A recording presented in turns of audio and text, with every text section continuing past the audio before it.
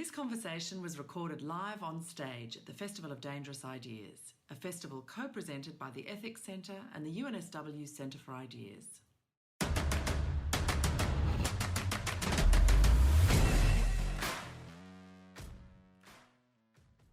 My name's Darren Goodsir. I'm the Chief Communications Officer at UNSW, and I've spent more than 3 decades as a journalist. We've got a lot to get through and not much time to get through it. The format for today will be, after I introduce the speakers, I'll guide them through a myriad of issues on this topic before leaving 15 or 20 minutes for you to ask whatever questions you think are deserving of raising. And there'll be microphones around that you'll see, and I'll give you some notice before then, as you could, for when you wish to queue up. So, I just thought I'd introduce our panellists. I'll go from left to right. John Hewson will be known to most here.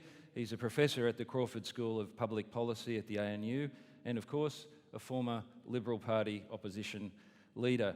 John's worked as an economist for the Australian Treasury, the Reserve Bank, the International Monetary Fund, and was an advisor to 2 successive federal treasurers and a Prime Minister. John's political career includes 7 years as a ministerial advisor and a further 8 years as the federal member for Wentworth. An interesting seat these days, John.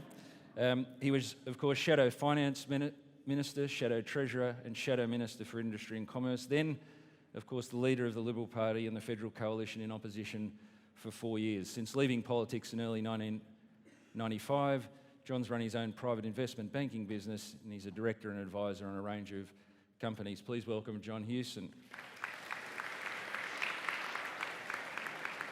Beside John is Dr. Rebecca Huntley. Rebecca's an author, columnist, broadcaster, and an adjunct senior lecturer at the University of New South Wales, and I might say is one of Australia's foremost researchers on social trends. You might recall that for 9 years she was director of the very famous Mind and Mood Report, and that was Australia's longest running social trends report. She now heads Vox Populi Research, and she's authored numerous books, including Still Lucky, Why You Should Still Feel Optimistic About Australia and Its People.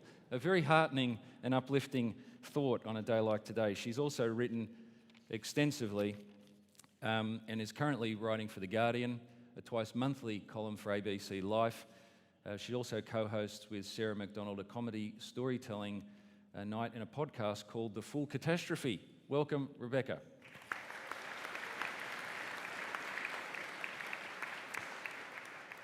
And last but not least, Dee Madigan. Dee is an award-winning creative director with over 20 years' experience working in the advertising industry, as well as campaigns for some of the world's biggest brands, including HSBC, Diet Coke, J&J, Rexona, and Nestle. Dee's got extensive social marketing and political campaigning experience, and something that we want to get really in depth into today. She's worked on 11 election campaigns, including the 2015 and 17 Queensland elections, the 2016 Northern Territory and ACT campaigns, and more recently, the 2018 Longman by-election in Queensland. Dee runs her own advertising agency, Campaign Edge, with offices in Sydney, Melbourne, Brisbane and Darwin. She is, of course, well known to all of us more recently as a panellist on The Gruen and as a political commentator on Sky.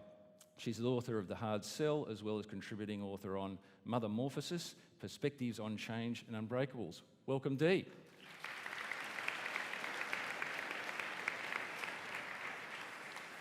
Okay, like I said, a lot to get through. So we're on the cusp, folks, of the US midterm elections. They'll probably land down about Wednesday, our time. And in the wake of the Wentworth by-election, and closer to home in our state, the Wagga by-election. And of course, we're leading up to the state election in Victoria later this month, another state election in New South Wales, always the last Saturday in March every 4 years, and of course, a federal election that needs to be held before May. And of course, underlying all of those things is the impact of the media, a much more consolidated media landscape, and in many respects, a much more fragmented media landscape as well. And it wasn't too long ago that the tagline for this session, Cancer on Democracy, was coined by a former Prime Minister, John Hewson, who was Kevin Rudd, who said that the Murdoch media in particular had inflicted a cancer on democracy that was hobbling the ability of politicians to actually represent the people. Is there a cancer on democracy, and is he correct in positing those views? Well, I can understand Kevin's attitude to the Murdoch media, but having said that, I think the significance of any media outlet today is exaggerated, or any individual in the media is exaggerated. They certainly trade on their influence. I remember when I first became leader, I went to each of the editors of the major dailies around the country, where print media in those days was much more important. And the then editor of The Australian told me that I needed to understand that they had an agenda. And if I happened to agree with some of the elements of that agenda, they may, and he emphasised may, support me. If I didn't, if I took a position which was against their agenda, I could be sure that they would bag me mercilessly. And so I thought that was the realistic rules of the game. But I think today they exaggerate the significance. There's no doubt that the Murdoch media runs a particular agenda these days, and it's quite conspicuous in some areas that are dear to my heart, like climate change, which they're very much against, and any debate about it at all. They run extreme views against climate change and on behalf of a couple of deniers. Those sort of issues are difficult, but I think their influence is exaggerated. And so many people today don't get their main news from a newspaper, and there are many other platforms and avenues by which you can obtain your news. So having said that, I think as far as democracy is concerned, we are at a very significant stage where the electorate has generally lost confidence in this country on the two major parties. It's been a bit of a global trend across European elections, US election. The major parties are not drawing the support they used to. It's been a drift away. I think it will continue. So we're in a world where independents will now count for more and have more influence, and in fact may end up holding the balance of power in both houses in our parliament, which may give us better government, in the sense that if the independents in the minor house just said, look, we'll support genuine reform, genuine good policy, and we'll oppose silly stunts and political games, I think they could have a big and constructive influence. So I think it's at that sort of turning point right now. Okay, so let's tease that out with Rebecca and Dee then, in terms of John's point about the mainstream media running agendas, or to put it more perhaps passively, perhaps servicing a discrete audience or a targeted audience, but their impact is wildly overstated when it comes to how people think. Yeah, True? Definitely. So, say the last two Queensland elections, the Courier Mail has run a front page the day before the election saying, basically, like overtly saying, vote LNP, and it didn't work. Where they have too much influence is in terms of the politicians themselves. That's the problem.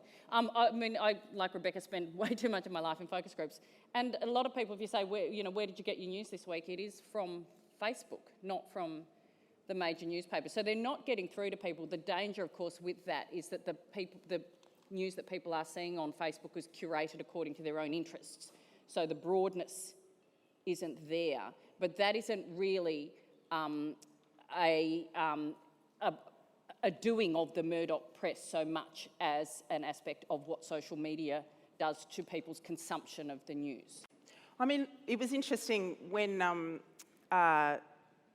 Alan Jones decided to go at the CEO of the Opera House, and then suddenly our Premier kind of made a decision. Well, a number of political people had decided to make certain decisions, not necessarily based on that interview, but the perception was that he had that power, and the perception has been for a long time that he has had this power.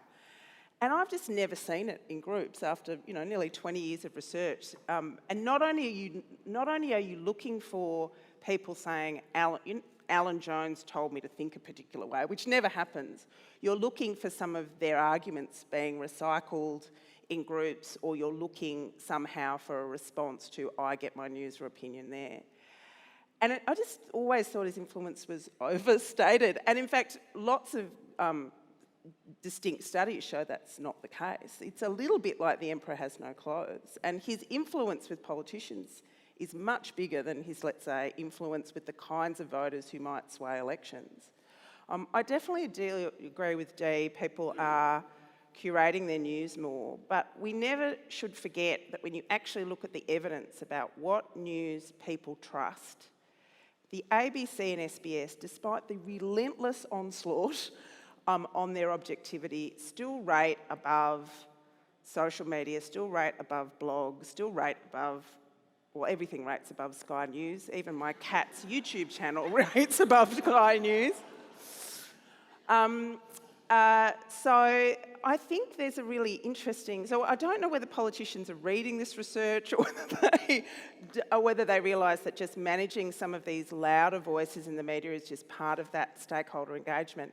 But never forget that they can still put issues on the agenda and they can still tie up the news cycle with an issue with a particular kind of slant. That means that politicians have to spend quite a bit of time managing that, and that can sometimes spill over to people's views. It's quite interesting, that issue of trust, because there has been over the last few years, and perhaps even in the wake of the election of Trump, a move back to trusted independent mainstream brands, New York Times, the Washington Post in America for those examples, and domestically as well. There's lots of evidence to suggest this reversion of trust. But of course, Chris Uhlmann, the commentator on the Nine Network, soon to be part, if the merger goes ahead, of the Fairfax Media network, also put the point that broadcasters Jones and Hadley on 2GB, strangely not part of the Murdoch empire, but they're Fairfax Media employees today. They were waging a war against Malcolm Turnbull in the past. To your point, Rebecca, is this influence centred on the political class rather than the electorate at large? And are they the views that are being swayed rather than the voters? Yeah, I mean, look, I don't know.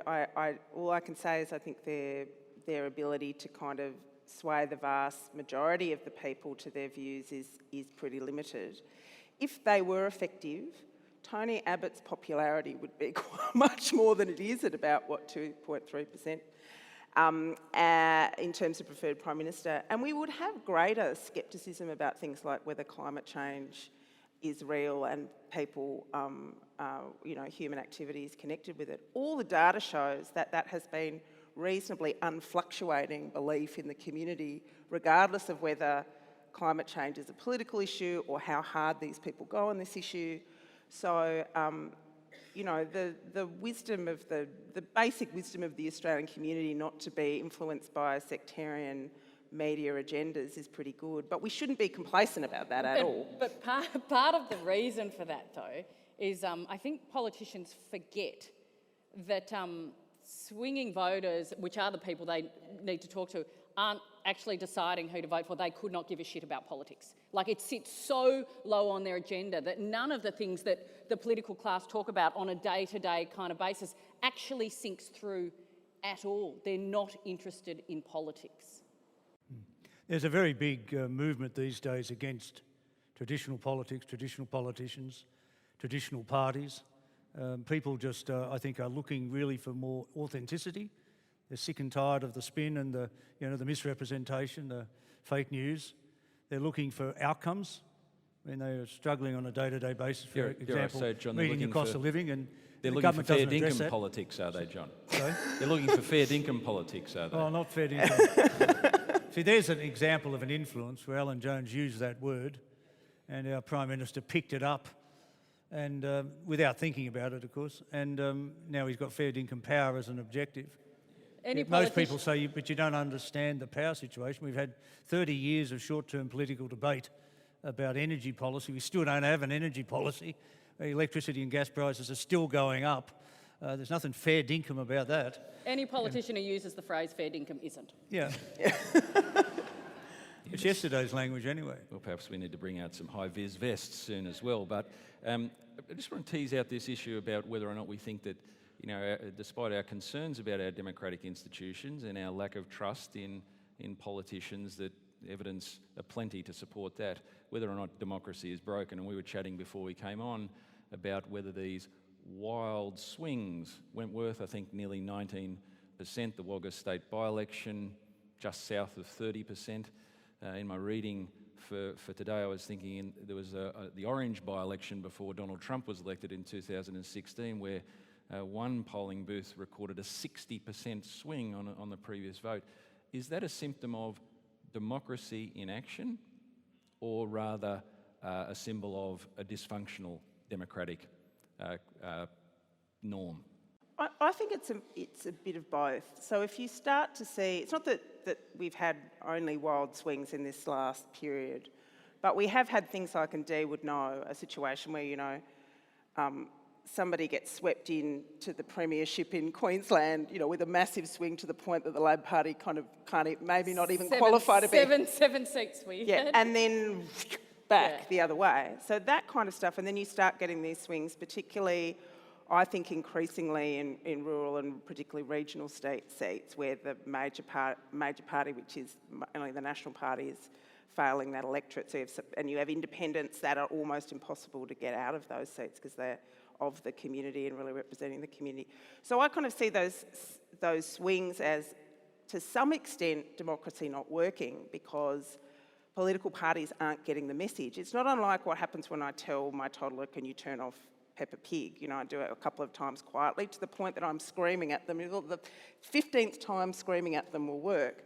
So I see those swings as the electorate screaming at the political parties, you're not listening to us, about climate change, about investment in infrastructure, about investment in health and education, about what are our kids going to do, what kind of jobs are our kids going to do. So I see that. The fact that I see the democracy is still holding up is that Australians still believe that the ballot box is an effective way to do that. They're not walking away from their ballot box as a way to express that and either getting the pitchforks or just deciding, look, we're just going to bunker down and watch, Game of Thrones until the revolution starts. So I'm quite happy about that. And I'm also quite happy about the different kinds of candidates across the board actually running for Parliament, and Keren's a good example of that. Which you could argue as well, that Wentworth wasn't really a swing. Wentworth voted for who they've always voted for, which is an economically conservative, socially progressive person. The Liberal Party swung away from them rather than the other way round. No, that's absolutely right. I mean, the circumstances of Wentworth were unique in a way, because here you are 5 or 6 months from a federal election. It was a unique opportunity to register a protest vote against a major party, against a system, whatever, on an issue, and that's why climate was a dominant issue. But it's true that the Liberal Party has been drifting to the right, and you have a small rump of individuals on the right that have been, the tail wagging the dog, a small group influencing their shift, believing that if you move the whole party to hardline right, you'd win the next election. You'd be annihilated at the next election if you did that. The primary vote would collapse, probably to the middle teens from the high 30s or mid-30s. And so in those circumstances, I mean, they've lost touch with their electorate. And you saw it in the same-sex marriage vote. I mean, a lot of the National Party would have told you, look, we know our voters, we know our seats and so on, expecting that a fair majority of those seats would vote no, and 15 or 16 National Party seats voted yes, and some of them quite strongly. And it was equally true on some of the Labor seats where they took a view that, they'll probably get a no vote with a big ethnic community, and the vote was sort of 70+%. It was a very strong vote. So I don't think today that our politicians really do understand their electorates. They're certainly on these swings not listening. I mean, I would have thought that if you were Morrison, a new boy in the job, and you had a Wentworth result, you wouldn't stick your head in the sand. You'd actually respond. You'd do something substantive about climate. You'd get on a plane and go and talk to Jacinda Ardern and say, let's do a deal on resettlement of these Nauru families. I mean, if he'd acted decisively in response to it, said, I'm listening and I got it, we'd have a different attitude. But no, to put your head in the sand on both issues, or pretend on both issues, is just, it's building momentum against them each time. One of the problems, and the electorate are already picking up on this in groups that I've done recently, is that the kinds of issues that seem to, actual policy issues, when politicians talk about actual policy issues, the big ones like, immigration, climate change being two big ones, the electorate see the problem with leadership, not because leaders can't necessarily advocate those positions to the community, because on the issue of climate change, whether it's happening that's pretty much settled in the community. What we're going to do about it, you know, investment in renewables, all the rest of it's a larger question. The electorate don't even think that leaders can get out of their caucus room intact and win the argument in their political party in order to then leave that political party and argue it with the community. So the failure isn't necessarily with the community, because the conversation isn't being necessarily had with the community. It's parties finding it difficult to hold the party together. They don't try to actually lead. In fact, they get so shell-shocked they step back from leading, and that is a real problem in terms of, you know, people want to see leadership. But on the issue of climate, every survey, every poll in recent years has seen an increasing majority of the electorate saying we want decisive action on climate, we want government-led action, we want more renewables and less coal-fired power. Now, in politics, I mean, I know I failed as a politician, but if I got 50% of people saying it was a good idea, I'd actually grab it and run with it. Now you've got like 70% of people saying it and they're not listening. And it was Kevin Rudd who used the phrase cancer on our democracy, but it was also Kevin Rudd who shelved the greatest moral challenge of our time, and I would argue that kind of lack of leadership is a greater cancer on our democracy than media. Yeah, that's right. And perhaps was the starting point for the rapid decline in trust, in politicians, when they were so easily able to walk away from something that was a huge conviction issue before. Let's just turn about whether or not this is a particular Australian malaise, or whether or not there are examples in other Western democracies or other countries around the world where voters are disillusioned or are losing confidence in both their politicians and their political institutions. Dee? Well, you'd have to go to Trump for that. Also, was it Brazil? Who was it? Yeah. So look, the world has changed quite dramatically, and I think what's happened is the narrative has been that it is the fault of insert migrants, women, somebody else, instead of big business. So workers are not angry at the people, or working class people are not angry at the people they should be angry at. Their anger has been focused, and this is where the media does come in, at the wrong targets, which is what allows the hard right to get up, which is fear. I think, though, what we're seeing, particularly in Australia now, and I do think the Change the Rules campaign is starting to do this, and with the Banking Royal Commission and that as well, is people are starting to see perhaps who the real enemy is, and hopefully that will change things now, because the lurch to the right in other countries hasn't worked, and in England it certainly didn't. Now, look, if you look, Trump's sort of got three characteristics that he runs on. One is to control the narrative. I mean, he gets out there and he sets it. If you don't like it, he just keeps repeating it. If it's not even factually based, he keeps just running it. Secondly, he uses fear. He plays on fear. He builds fear. Look at this rush of immigrants coming across the southern border of the United States. He's building on fear. And then, as one of his biographers described him, he's an emperor of chaos. He uses disruption and chaos as a way of getting his message across. Now, the passage of time will say that it's not going to actually deliver the sort of promises he made. He's not going to give those people in Detroit their jobs back. I mean, those car industry people, for example, didn't lose their jobs because of Chinese imports or Mexican imports or Canadian imports. They lost them because of robots and technology, and they're not going to come back from anything he does with the trade war, anything he does with immigration. It's not going to actually change that position. But so far, he's able to run it, and he runs it hard, and of course the Democrats are so disorganised on the other side. They're not mounting an alternative narrative.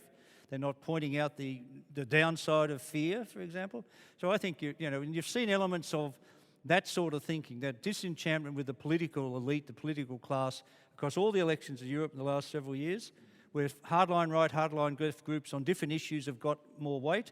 I mean, in the Merkel election, for example, the collapse of the two primary votes of the two major parties, a large part of it went to a hardline right group that hadn't had a seat in the German parliament since Hitler. But people are making a point. They don't expect necessarily that those people are going to govern, but some mechanism by which you might pull Merkel back to their sense of reality or whatever. Yeah, Rebecca. So, no, just kind of thinking about some of the commonalities and amongst, I mean, very loosely described as advanced democracies, advanced democracies that are multicultural, right, and have been open markets. So lots of commonalities in terms of Australia and kind of Canada, America, you know, Britain. One of them is declining numbers of political party membership and union membership. So people aren't joining organisations like that. You've got, you know, an increasingly fractured media, and you're getting not only the squeeze of the middle class, but you're also getting that kind of disenchantment with the two political party system, and that this kind of idea of, you know, they're both the same. So, which I do not agree with, but is something that is a common theme in all of the kind of political work I've looked at this in those kinds of democracies. Then you've got the kind of that rise of the you know, the right. And what's interesting, the work that's being done in places coming out of, let's say, the Kennedy School in Harvard, is that while to some extent that's being driven by economic inequality, it's being driven as much by social anxiety about this idea is we're losing identity, and the you know, lesbian Asian cyborgs are coming to take my job, you know, and that kind of thing. So, so you've got that commonality. But the thing about Australia, this is where my patriotism and my optimism comes in. The thing about Australia is that one of the things that is extraordinary to me is that despite all of this, and despite the escalating distrust in organisations and cynicism about politicians, we haven't had a significant increase in informal voting. So people turning up and just doodling a little kind of, you know, rude word onto their ballot, which you can do. You won't get a fine for doing Voting that. for Pauline Hanson's kind of the same thing. That's right. So Dee has a view that actually, you know, the rise of the informal vote is going to that protest vote, which I definitely think that's true, including to the on both levels, you know, Pauline Hanson, Greens, Independents.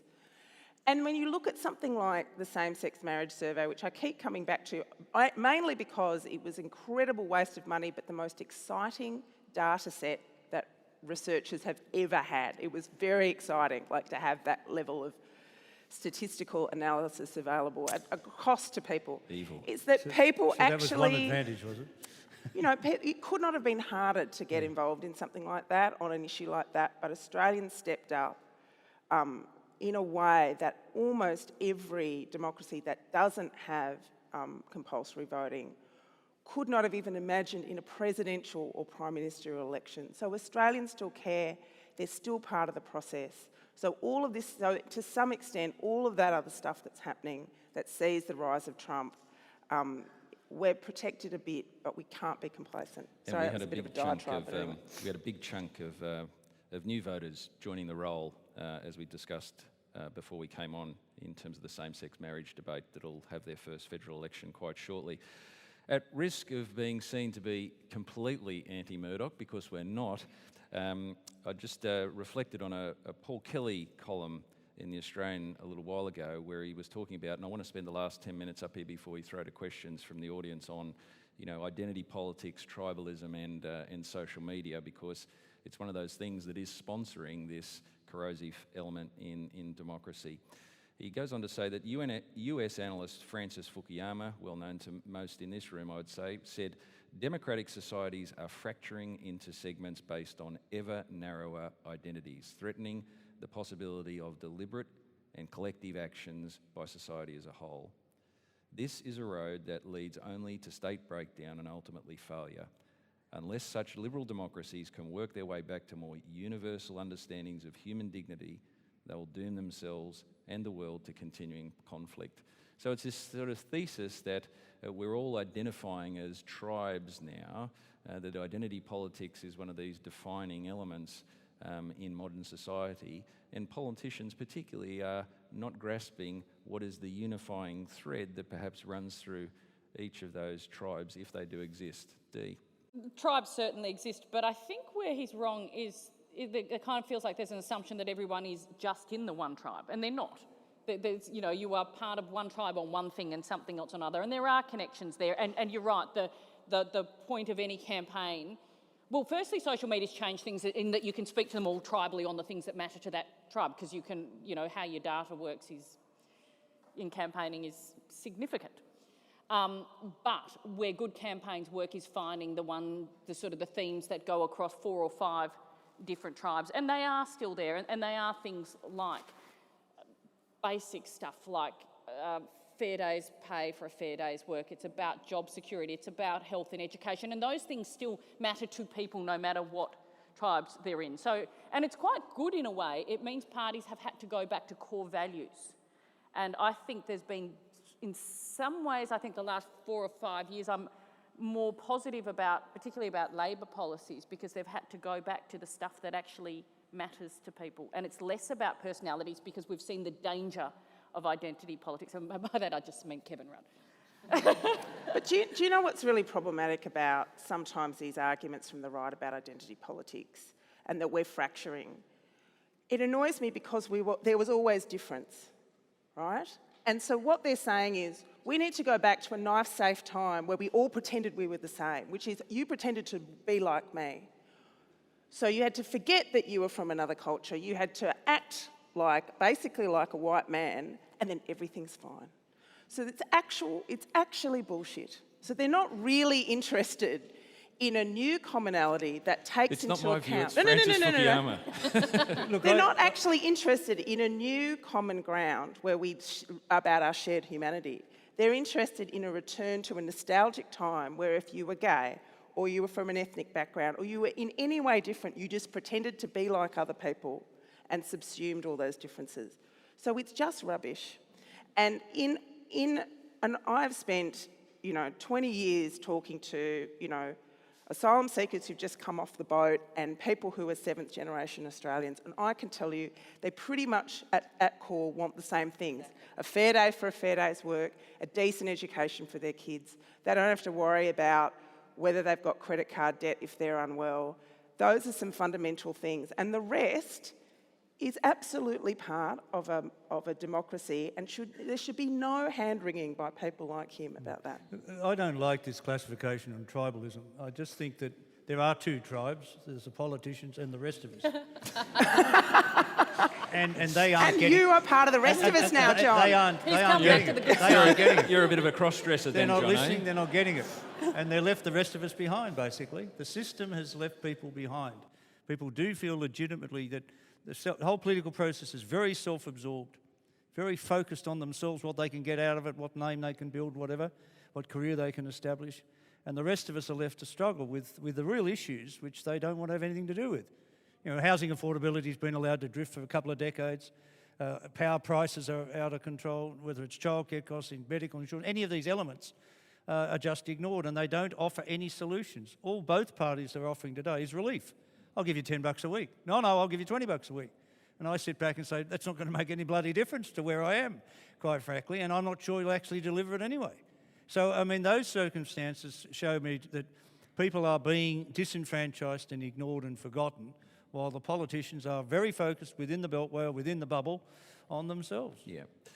We've got about 5 minutes before I'm going to throw to questions. I think there are our friends from FODI at microphones around the room, so if you're interested, please come up. I'll throw in about 5 minutes. But I just wanted to also get a little bit deeper in terms of this personalisation issue that you just lightly touched on there, Dee, and data. Of course, publishers, marketers, politicians now know so much about their audiences via digital media, and it's giving them an intense understanding of who they wish to communicate to or with.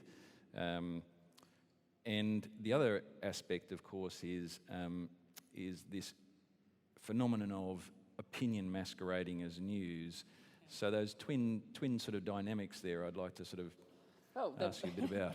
I think we spoke earlier about the fact that because newsrooms have been hollowed out, you get journalists who aren't experts in one particular field. So it used to be that you had, say, industrial relations journalists who are experts on that, and now you've got a journalist with very little background in that expecting to write on that. So instead it's easier to give an opinion on something rather than, report factually on it. And opinions are the stuff that engage your emotions a little bit more, so they're more likely to get shared online. It's all about shares online. In terms of how we sort of micro-target, what we found is you can know every single thing about your target market. And the first Facebook ads did this, and they thought they'd be massively successful, and they weren't. Because unless you actually engage them, unless you engage their attention, it doesn't matter what you know about them. So it's actually sort of how do you get people to engage emotionally with what you're talking about. And so the old things still apply. It's what insight is it from your target market that you can offer that's going to get them to change their vote or persuade them in some sort of way. And also it's about being entertaining as well. That's increasingly important. in the old days of campaigning, you could do a really boring ad and run it on TV and no one could do anything about it because you were stuck watching it. Online, there's a million actually, with online, there's more places than ever people can ignore your message. But it means if you get it right, you actually don't need a big budget to run stuff on TV. And so if you do something that is clever, and I do a lot of negative advertising, everyone says, oh, why do you do negative advertising? Because it works, okay? But the trick is also to make it relevant, but to make it engaging and interesting, and then they share it amongst their own tribe, and you've targeted it to that tribe, and all it has to do is go to the people who you care about, whose opinion you can change, and that's all that matters. So it means, from a campaign point of view, a lot more work in terms of loads of different pieces of content, but ultimately the same things work in campaigning, which is, are you offering something to them that it is relevant for them and that they're going to be interested in? And if not, you're going to fail, and if you are, you're going to succeed. Look, I've got mixed views about the value of advertising in politics, and I think the big challenge today to correct the cancer to some extent is to clean up politics, to clean up campaign funding and lobbying and national ICAC and elements like that. But also looking at advertising. I think the British idea of putting a limit on campaign advertising in each campaign makes a difference, a big difference. And I have the very old-fashioned idea that we have truth in advertising laws in the rest of the world. Why not in politics? That would cut back the extent to which arguments get exaggerated, misrepresented in campaign ads, which are designed to increase anxiety in a lot of cases, rather than to actually say we've got a solution or solve a problem. But I just think that those challenges are beyond both sides of politics. They don't want to clean it up, because they think they can exploit the mire we've got to their own benefit better than the other side. So you're saying you want to give Dee less money? Come more through. You say you want to give Dee less money? The problem with I knew I was going to get offside. Hewson's right. There is no truth in advertising rules when it comes to election ads. Although you do have to put it through CAD, and now even non-commercial stations are making you put things through CAD, so you do have to sort of substantiate what you're saying. But the problem is, because the ad industry is self-regulated, which is not necessarily a good idea, no one wants to be responsible for in the middle of a campaign deciding what is true and what is not true. So the only thing you're actually technically liable for is defamation. But having said that, an own goal, like a straight-out line in an election ad, actually comes back to bite you, and like you just don't do it because it's generally an own goal if it's a straight-out lie. Like fair dinkum power. So the last question before we'll take Q&A from the audience is what can and should voters do about what's going on at the moment? And John, the last time we caught up was at the Bondi Pavilion for a community rally on climate change, and you used the line, well, we need to send a referendum to Canberra on climate change. There was a nearly 20% swing. Is that the sort of thing that voters should be doing increasingly? Look, I mean, it's a very personal answer here, because I've been around the climate change issue since the late 80s, and I'm devastated that we haven't made any net progress. We don't have an energy policy, don't have an emissions reduction strategy, we don't have a transition strategy, we don't have a renewable strategy, we don't have anything.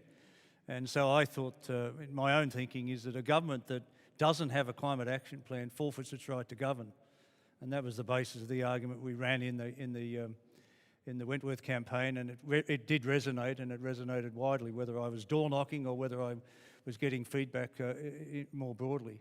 And I don't understand why, having seen all that the day after the election, Frydenberg changes his position completely, having said to me at the end of the Turnbull era, I've wasted 2.5 years trying to get some framework up, and he was totally devastated. Then to hear him the day after the Wentworth by-election say, well, we're right on track, we're going to achieve our emissions reductions in a canter,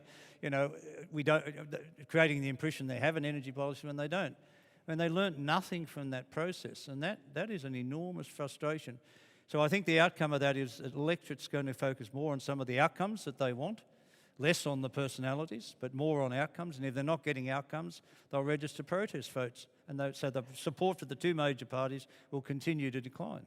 It's interesting, and sometimes I understand why the electorate fall into despair and think that policy in Canberra is all about partisanship.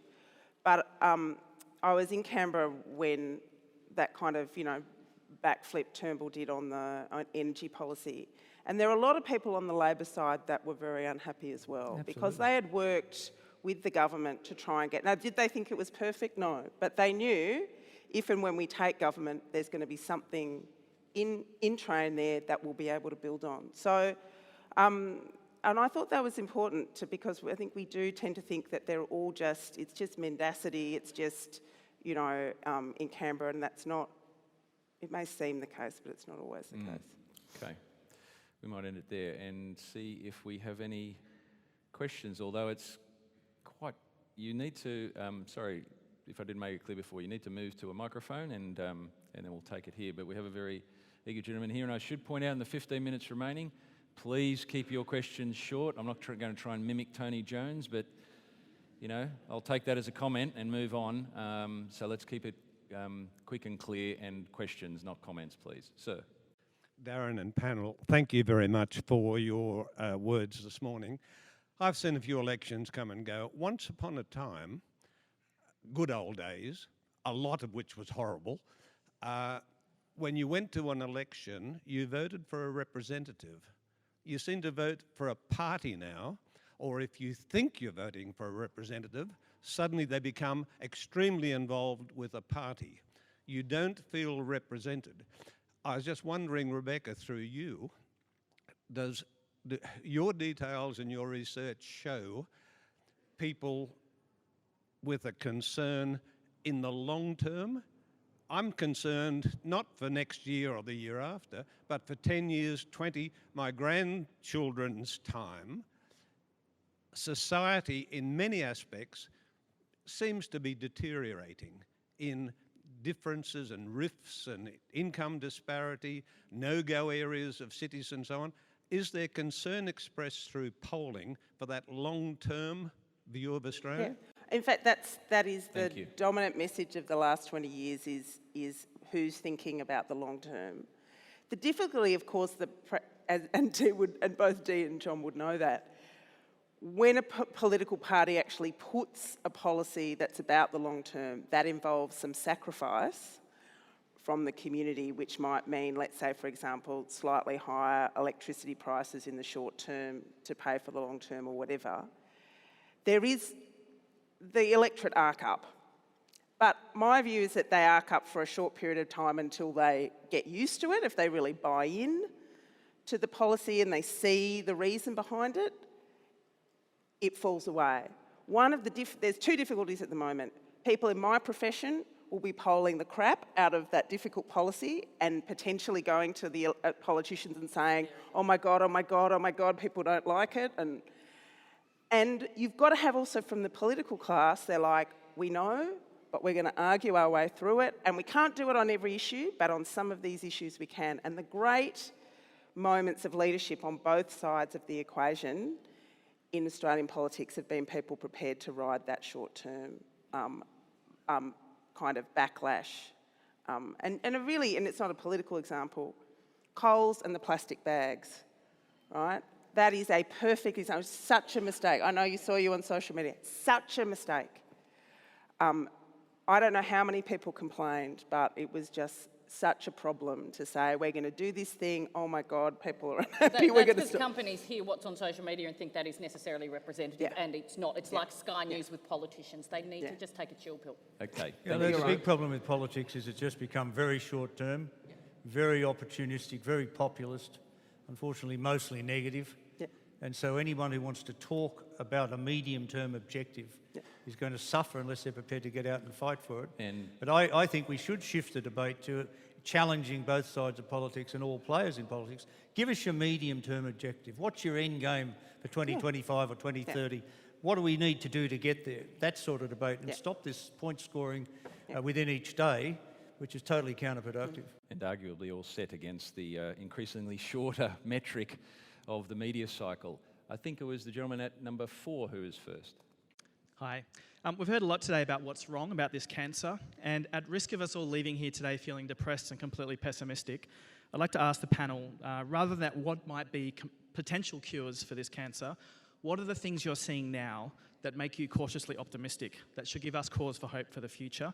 And what can we as an audience could or should be behind today and in the future? Thank you. Optimism. What are we seeing? I don't think there's heaps. I mean, the fact that the Courier Mail can say vote LNP and the public says no, thank you very much, is massive hope for optimism. For all the bad news or that social media gets, it's actually given people voices who didn't have them before. There has been a democratisation of opinion that has been very, very powerful. I think there's much good to look forward to.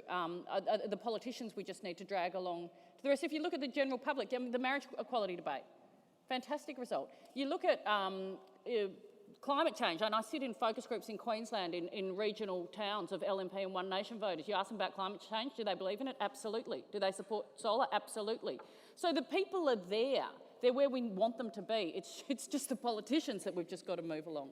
Yeah, the electorate's way ahead of the political class on most of these key issues, and that is being manifested in a number of different ways and in different circumstances. But one of the things that did happen with the same-sex marriage debate, which you mentioned, Darren, was the number of younger people who signed up. And I think young people, with their capacity with the social media, are in a uniquely powerful position to change the course of politics in this country, while the politicians are just sticking their heads in the sand. Look, I wrote a whole book about optimism, not necessarily about the political class, but about what I've seen about Australians. And I know I'm angry, but it's because I've got hair and it's hot.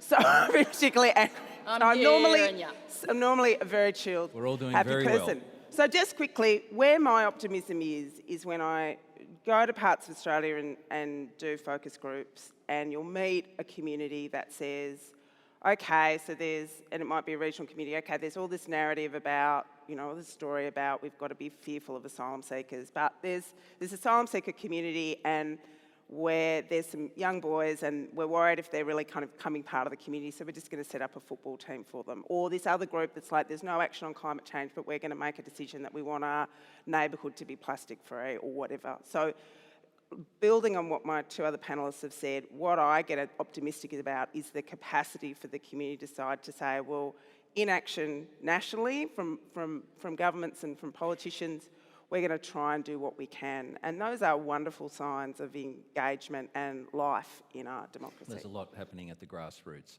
Number 3. Hi, thank you. There seems to be an elephant in the party room.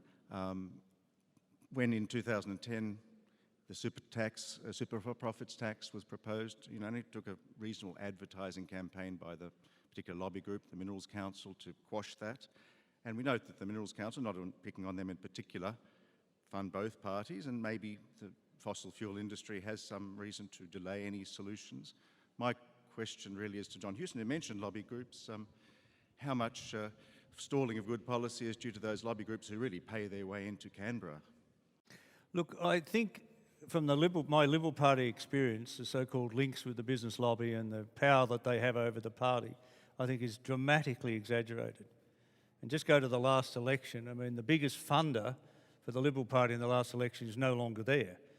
Malcolm has retired. And it's not as if they were flooded with huge amounts of money out of the business community, unlike, say, the Labor Party does get at times from the union movement. But that's not to say that people don't have expectations that by lobbying a Member of Parliament you can get what you want. So I think you've got to open that process up, make it much more transparent. But I don't think it's the lobbyists that have done much damage. I don't think the fossil fuel lobby has been that powerful. Look, BHP has just come out calling for a price on carbon. It took them a while to get there, but they are there. The mood has moved dramatically, and that old-style lobbying, I think, is less influential. I would say, though, in 2013, the 4th largest advertiser during the election campaign was the Australian Salary Packaging Association, which was campaign. So technically weren't funding the Liberal Party, but they were running a campaign that absolutely supported the Liberal Party. But what can you do about that? Because in a democracy, you've kind of almost got to say, well, you can't sort of say, well, someone can campaign on something and someone else can't. It's one of the prices we pay. But unfortunately, those with the biggest pockets aren't always the most altruistic people. That's why they've got such big pockets. But let me say one thing, and this is why we have to change political campaign law in this country. Just in the last financial year, there was $94 million of black donation, not complete donations to the political parties, but $94 million of untraceable donations to political parties. That is an outrage. So we can't know how influential any of these organisations are because we don't know where that money comes from.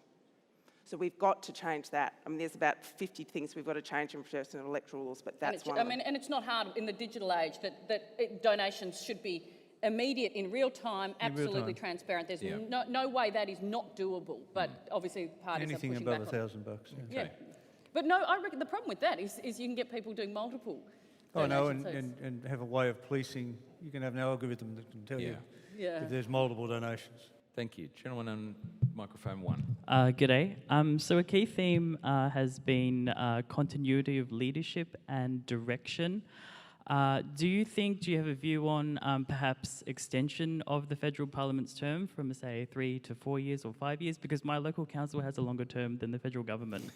I reckon that's a really, really good question. You see, it used to be in Australia that we gave even bad governments another go. So you kind of got 2 terms no matter what, and that has changed. We're a very volatile electorate, which means that I think a longer term might be good. I also, though, I really like the American system whereby leaders only get 2 terms, because in that second term they're actually thinking about their legacy rather than re-election, which is not a bad thing. So I'd be really open to looking at all sorts of things like that.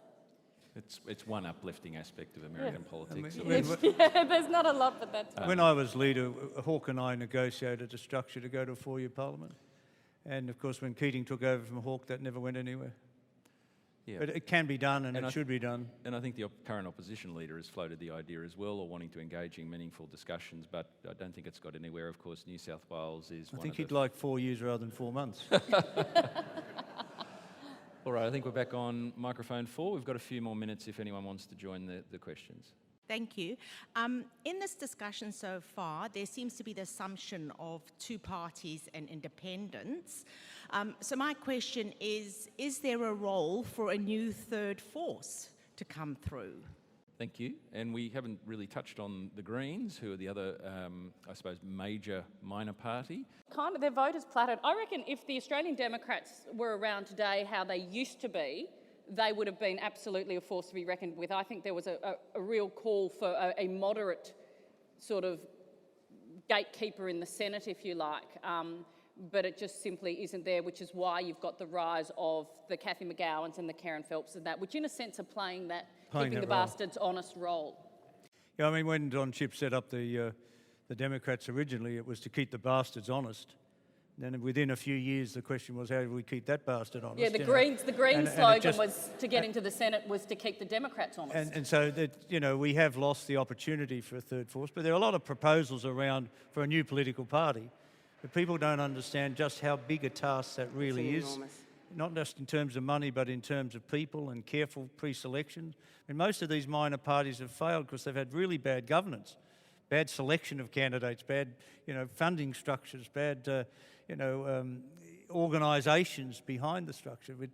I think that there's an opportunity there, but I don't know how it will emerge in the current circumstances because those that have come, including the Greens, have not really achieved the success that they thought they'd achieve. You've got some pretty good established parties. You've got Labor, Liberal, Green, National. I would like the effort it would be taken to make a new party to get them to. If you join the National Party, get them to take climate change and NBN seriously, right? You join the Liberal Party, and if you've got any chance of running against some people at the Liberal Party like Tony Abbott, there's so much to do to improve in the Liberal Party and the Labor Party. So the effort it would take to set up a new party could be far more effectively used to improve the parties that we've got.